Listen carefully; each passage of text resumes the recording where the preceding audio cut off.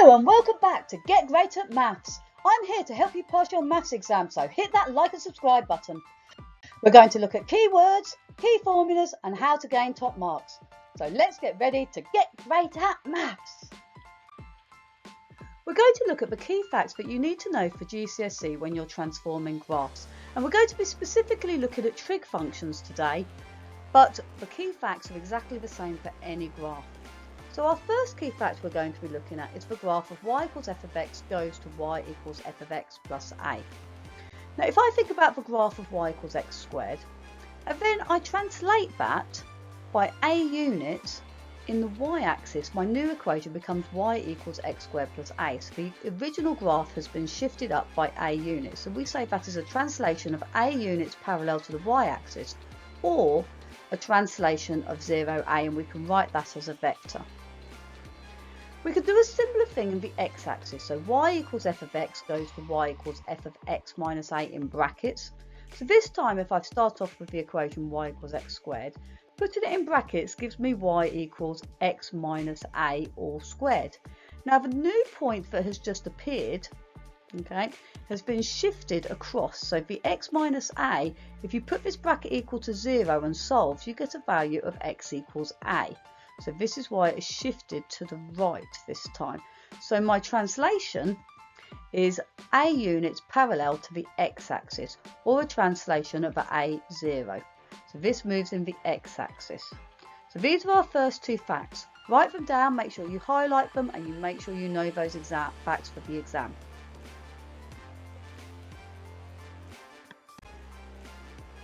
The next two transformations I'm going to look at are involving negatives. So if I've got y equals f of x goes to y equals minus f of x, so if I think of the graph of y equals x squared again, the minus in front of it means I get y equals minus x squared, which is a sad face graph, and it has been reflected in the x-axis. So this is a reflection in the x-axis if the minus is in front of the f of x. The second one I get is y equals f of x goes to y equals f of minus x, where the minus x is in brackets. Now this time if I think of a graph of y equals x cubed, now this time when I work this one out with minus x cubed, so it's in brackets, the graph is actually reflected in the y-axis. Please write down these key facts and make sure you've highlighted them and you know them for your exam. Now the four transformations we've looked at so far, we're going to be looking and applying to the function y equals sine of x.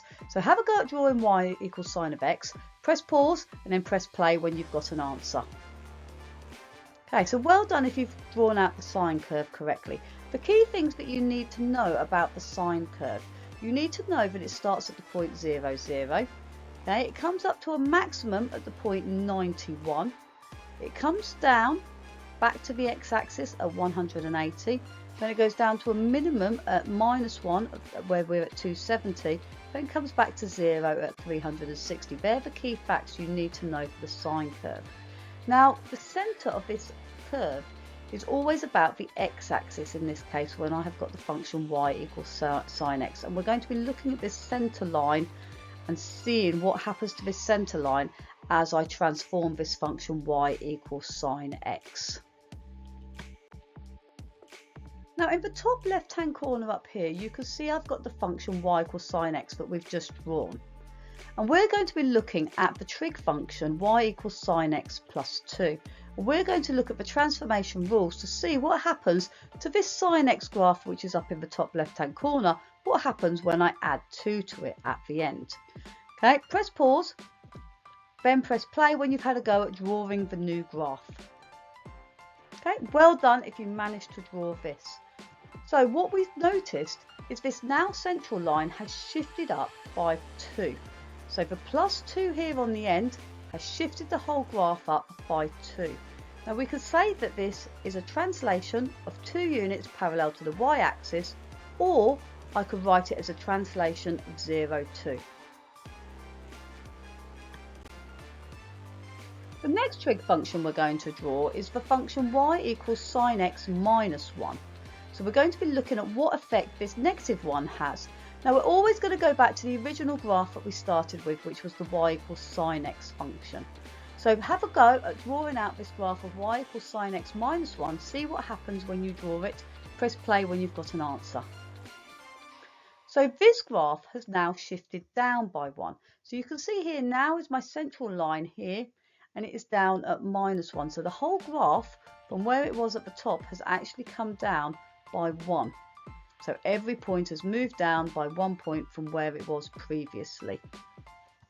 Now we can describe this and we can say it is a translation of -1 units in the parallel to the y-axis, or I can write that as a translation of 0, -1.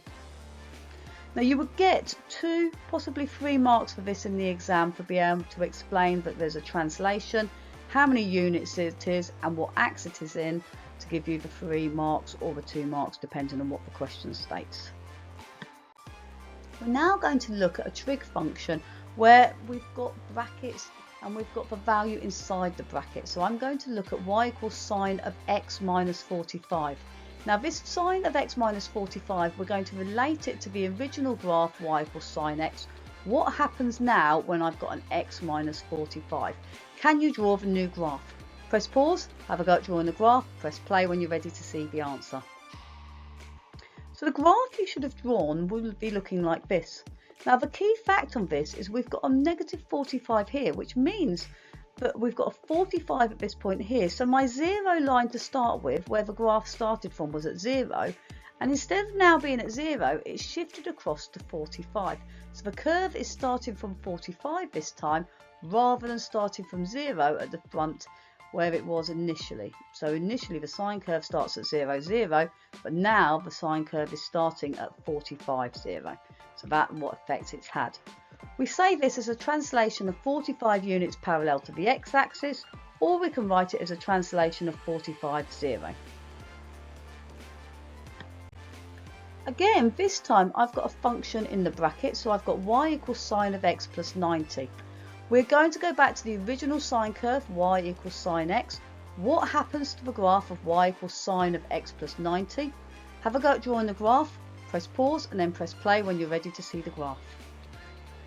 So well done if you got this correct. So the key fact on this is now that the start point is at minus 90. So here my sine curve is starting from the point minus 90. Initially it started from 0, 0, and it has moved from this point 0, 0, and it's moved to the left by 90 or -90. So the sine curve starts here at minus 90 and then completes the cycle. We describe this as a translation of minus 90 units parallel to the x-axis, or it is a translation of minus 90, 0. We're now going to look at what happens when I've got a minus. So I've got y equals minus sine of x. Again, we're going to go back to the original graph of y equals sine x. What does this negative do to the graph? Have a go at drawing the graph. Press play when you're ready to see the answer. So well done if you've had a go at drawing the graph. Now this time the key bit to remember is that you are reflecting in this x-axis. So I've highlighted the x-axis here in blue.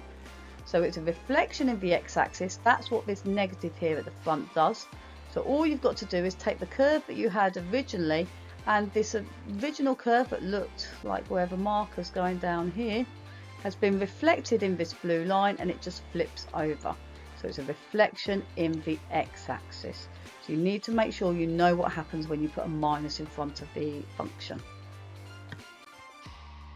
Now the last graph we're going to look at in the family of the sine function is this graph of y equals sine of minus x, where the minus is inside the bracket. Again, I'm going back to the original function y equals sine x. What happens when the minus is in the bracket? Okay, press pause and then press play when you're ready to see the answer. Have a go at drawing out the graph. Okay, so well done if you've drawn the graph like this. Now you'll notice it looks exactly the same as the graph you drew to the last one, but even though it looks the same, it was calculated differently. And this one was calculated by reflecting in the y-axis. So here's the y-axis. The graph originally started at 0, 0 and went up to 1, so to 91. So it went up to this point here. So reflecting in the y-axis goes this way. So you can see it's been highlighted here on the diagram. So we've looked at all the transformations linking all the trig functions with the transformations that you need to know for the exam. The same principles apply for whether it's a cos function or a tan function. You can apply all the rules we've just looked at for the sine family to the other trig graphs. If you've enjoyed this video, please don't forget to share, like and subscribe. Please follow Get Great at Maths on TikTok, Instagram, Facebook and X. What do you want to see next on Get Great at Maths? Please comment below. See you next time.